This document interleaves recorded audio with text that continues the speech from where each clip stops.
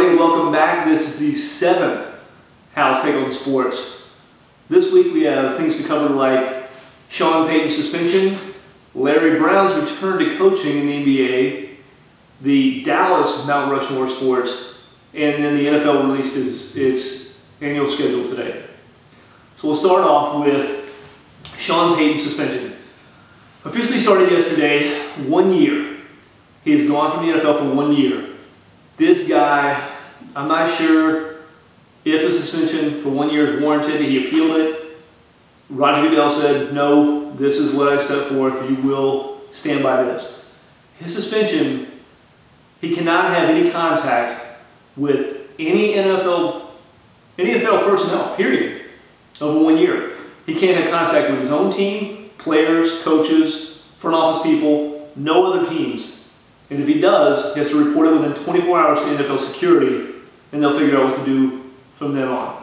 I will say that the moment his suspension is lifted, there are going to be teams lined up hoping they can lure him away from the Saints, who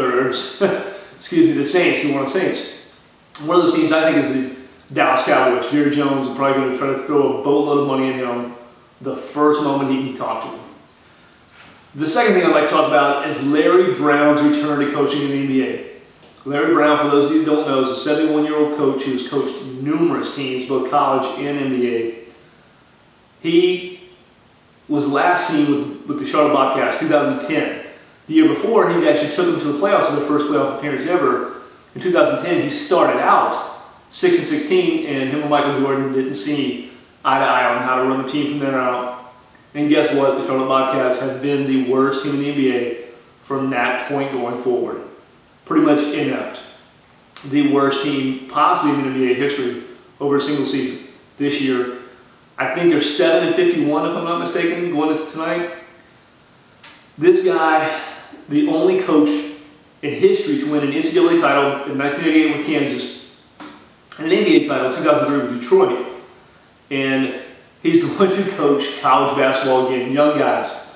He signed up, or they're talking in terms right now, anywhere from 7 to 10 years at 71 years old. I know he's a young 71, most people say.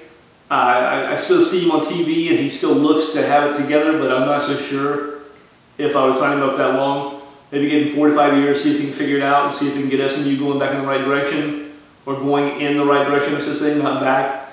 But we'll see. I like Larry Brown, and I hope the best for him.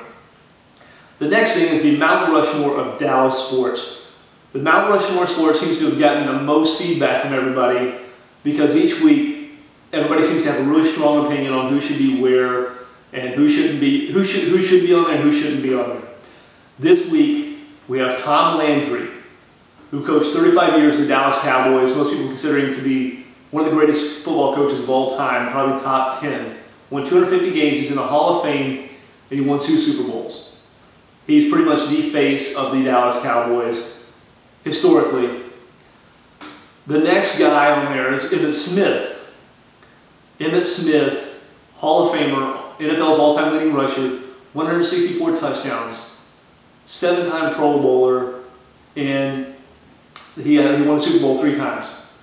And along with that, his partner in crime, Troy Aikman, is the third person on there, who only played 12 seasons with Dallas, but won 3 Super Bowls, went to 6 Pro Bowls himself, and until Peyton Manning came along, his number of wins in the 90s was 90, the most of any quarterback in any decade in NFL history.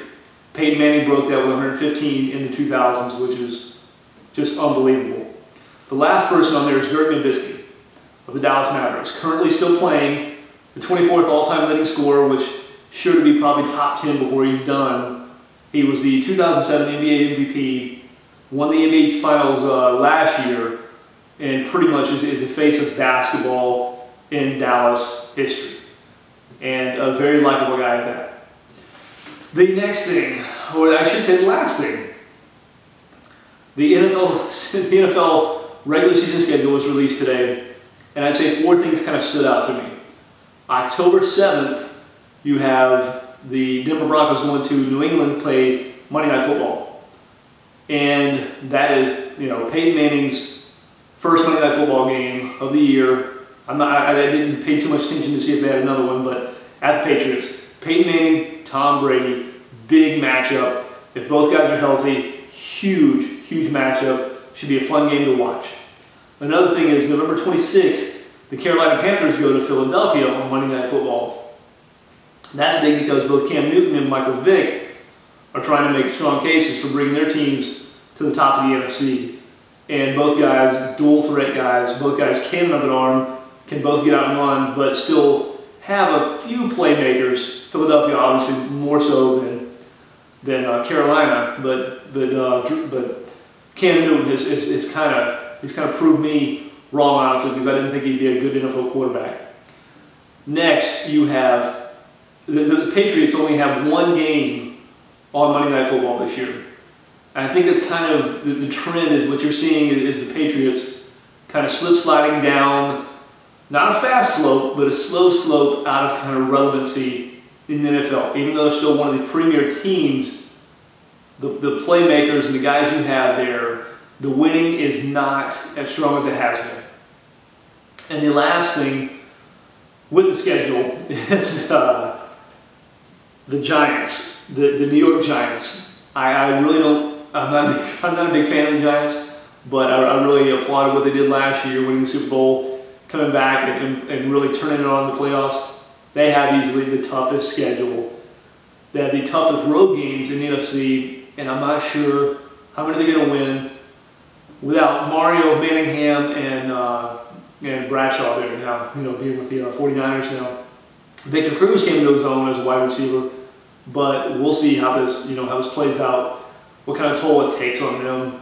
I think late in the season, if I'm not mistaken, week 15, they have to go play the Atlanta Falcons. The Falcons are going to be looking for a little revenge factor last year, and I think the Falcons are going to be primed to make sure the Giants, if they're on the cusp of possibly getting into the playoffs, making sure that they're not there.